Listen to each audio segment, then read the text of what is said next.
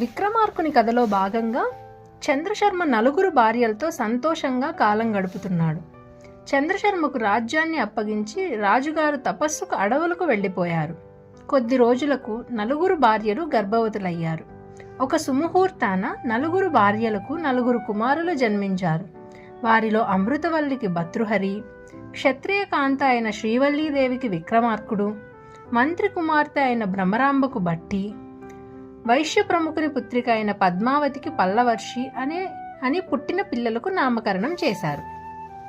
మరికొంతకాలం గడిచిపోయింది. నలుగురు కుమారులు యువకులయ్యారు. అన్ని విద్యల్లో ఆరితేరారు.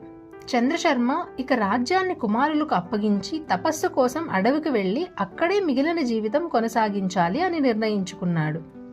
ఒకరోజు నలుగురు కొడుకులను పిలిచి ఇలా చెప్పాడు: పుత్రులారా, నేను మీ తల్లులను వివాహం చేసుకోవడానికి ప్రధాన కారణం అమృతవల్లి. కాబట్టి ఆమెని నా మొదటి భార్యగా భావించి భర్తృహరిని రాజుగా పట్టాభిషేకం చేయాలి అనుకుంటున్నాను. మీ ముగ్గురు అతడికి సాయంగా ఉండాలని నా కోరిక అని చెప్పాడు. తండ్రి మాటలకు అందరూ సంతోషించారు. ఒక శుభముహూర్తాన భర్తృహరికి రాజుగా పట్టాభిషేకం చేశారు. కానీ కొద్ది కాలానికే అతడు రాజ్యాన్ని త్యజించి తపస్సు కోసం అడవికి వెళ్ళిపోవాలి అని నిర్ణయించుకున్నాడు. పల్లవర్షి కూడా రాజ్యమందు ఆశను త్యజించి అడవికి తపస్సుకై వెళ్ళిపోయాడు. భర్తృహరి అందరి సమ్మతంతో విక్రమార్కుడిని రాజుగా, భట్టిని ప్రధాన మంత్రిగా పట్టాభిషిక్తులుగా చేసి అడవికి వెళ్ళిపోయాడు.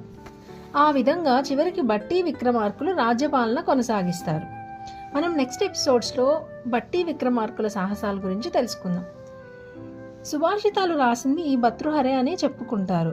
మీరు ఇక్కడి వరకు వచ్చారంటే మీకు స్టోరీ నచ్చింది అనుకుంటున్నాను. ప్లీజ్ లైక్ చేసి ఎంకరేజ్ చేయండి. Subscribe for next stories.